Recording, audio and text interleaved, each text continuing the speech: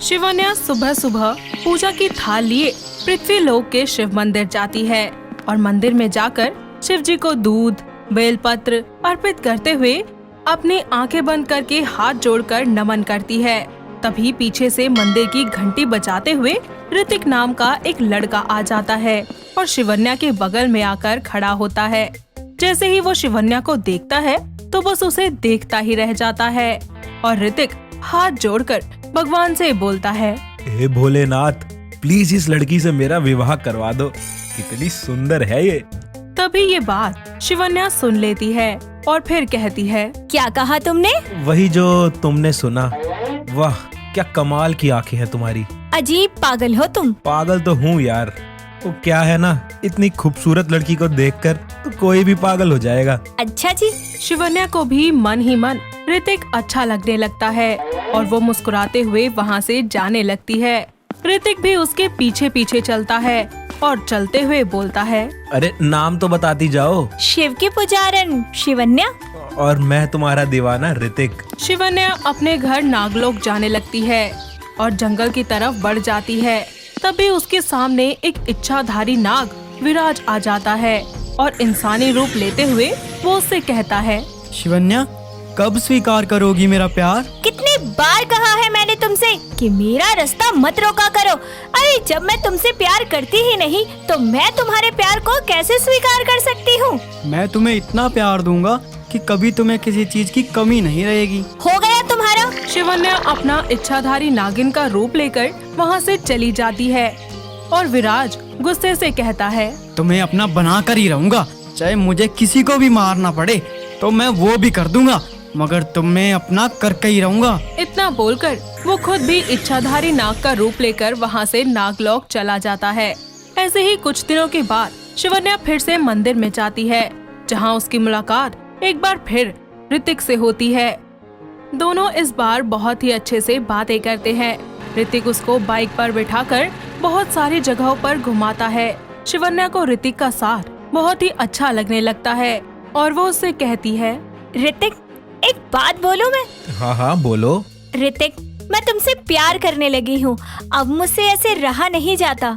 कहो तो कल ही तुम्हारे घर बारात लेकर आ जाऊं। मैं अनाथ हूँ, मेरा इस दुनिया में कोई नहीं है, क्या तुम मुझे ऐसे ही अपना सकते हो? हाँ हाँ पागल, मैं भी तुमसे बहुत प्यार करता हूँ। ऐसे ही कुछ दिनों के बाद शिवन्या और ऋतिक पृथ्वी लोक के मंदिर में शादी कर लेते हैं। शादी के बाद ऋतिक उसको अपने घर ले जाता है, जहाँ ऋतिक की माँ रंजना उन दोनों का बहुत ही अच्छे से स्वागत करती है। शिवन्या कलश को गिराते हुए घर के अंदर प्रवेश करती है।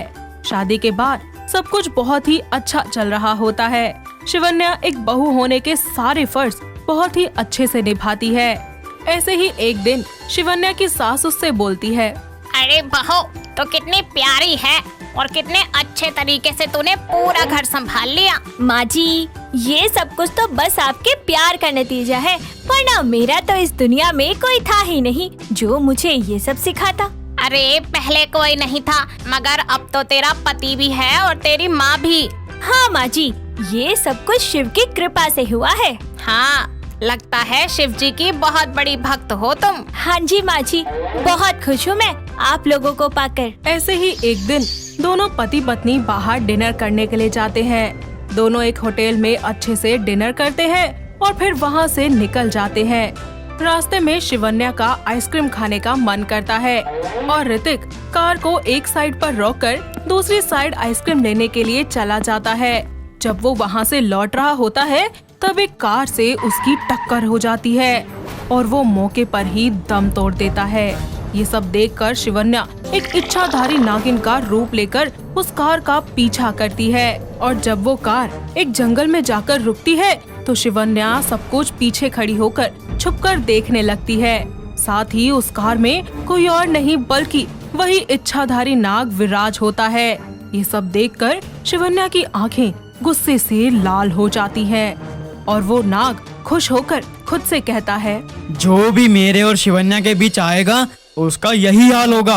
अब ना चाहते हुए भी उसको मेरा होना ही होगा। शिवन्या रोते हुए अपने बदले हुए भाव से बोलती है, तुझे तो मैं तड़पा तड़पा कर मारूंगी, अब होगा नागिन का बदला। तूने मेरा सुहाग उजाड़ा ना, मैं तेरा पूरा परिवार और तुझे उजाड़ दूंगी। और इतना तो तुम जानते ही होगे कि एक इच्छाधारी नागिन कभी अपने दुश्मनों को नहीं भूलती। ऐसे ही कुछ समय बाद शिवन्या नागिन के रूप में विराज से मिलने के लिए वापस नागलोक जाती है और उससे कहती है, विराज, कहाँ हो तुम?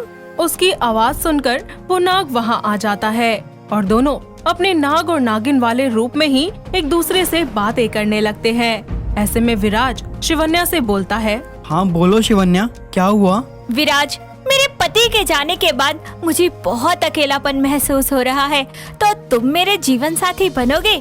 जीवन भर मेरा हाथ थामना चाहोगे? हाँ हाँ, क्यों नहीं। मैं तो तुमसे बहुत प्यार करता हूँ और चाहता हूँ हम दोनों साथ रहें हमेशा। तो तुम मुझे हमेशा के लिए अपना बना लो ना विराज, मुझे अपने परिवार में ले चलो, मैं बहुत अकेली हो गई हूँ। विराज उसे अपने गले लगा लेता है। ऐसे ही कुछ दिनों के बाद नागिन शिवजी के मंदिर में और शिव के सामने इंसानी रूप लेकर हाथ जोड़कर बैठी हुई शिवजी से कहती है, हे शिवजी, अब आप ही मेरी मदद कीजिए ताकि मैं उस ताकतवर नाग से और उसके परिवार से अपना बदला ले सकूं। उन दुष्टों ने मेरे ऋत्विक को तड़पा तड़पा कर मार डाला, अब मैं उन्हें एक एक इंसान को मारना चाहती हूँ। तभी शिवजी की मूर्ति के पास से एक रोशनी आती है। उठो शिवन्या, मैं तुम्हारी मदद करने आया हूँ। हे प्रभु, तेरी लीला अपरंपार है, मेरी मदद कीजिए। ये नागमणि है, ये मैं तुम्हें सौंप रहा हूँ। तुम्हें हमेशा इसकी रक्षा करनी होगी। साथ ही इस नागमणि से जुड़ी सारी शक्तियाँ तुम्हें मिल जाएंगी और तुम सबसे शक्तिशाली इच्छाधारी नागिन बन जाओगी। धन्यवाद प्रभु। शिवन्या नागमणि लेकर वहाँ से नागलोक आ जाती है। तभी विराज उससे कहता है, शिवन्या, तुम्हें याद है ना कि आज हम दोनों की शादी है? हाँ हाँ ठीक है। शाम को तैयार रहना, मैं अपने पूरे परिवार के साथ मंदिर में आ जाऊंगा। हाँ, पृथ्वी लोक पर जो शिवजी का मंदिर है, हम वही शादी करेंगे। पर क्यों? हम यही नागलोक के मंदिर में शादी करेंगे और ये सदियों से चला आ रहा है। मगर इस बार ऐसा नहीं होगा।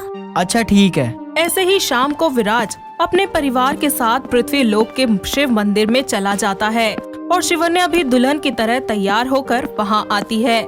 जैसे ही विराज उसकी मांग में सिंदूर डालने जाता है, वैसे ही शिवन्या इच्छाधारी नागिन का रूप ले लेती है और अपनी शक्तियों से विराज के पूरे परिवार को खत्म कर देती है। ये सब देखकर विराज गुस्से से लाल हो जाता है और कहता है, शिवन्या, ये सब क्या है? और अब तेरी बारी है। तूने मेरे ऋतिक को मारा था ना, तुझे तो मैं कभी जिंदा नहीं छोड़ूंगी। तुझे मारकर आज मैं अपना बदला पूरा करूंगी। ये मत भूलो कि मैं भी शक्तिशाली इच्छाधारी नाग हूँ। मुझसे टक्कर लेना तुम्हारे लिए बिल्कुल भी आसान नहीं होगा। तू चाहे कितना भी ताकतवर क्यों ना हो, लेकिन शिव की ताकत से नहीं बच सकता। इतना बोलते ही शिवन्या उस पर वार कर देती है और विराज भी अपनी शक्तियों से शिवन्या पर उल्टा वार करता है। शिवन्या के इतना सब कुछ करने के बाद भी विराज नहीं मरता, लेकिन शिवन्या जैसे ही नागमणि निकालकर उस पर वार करती है, वो वहीं पर ही जलकर भस्म हो जाता है। तो दोस्तों, कैसी लगी आपको हमारी ये नागिन के बदले की कहानी? और अगर आपको हमारी ये नई कहानी पसंद आई हो तो हमें कमेंट करके जरूर बताइए।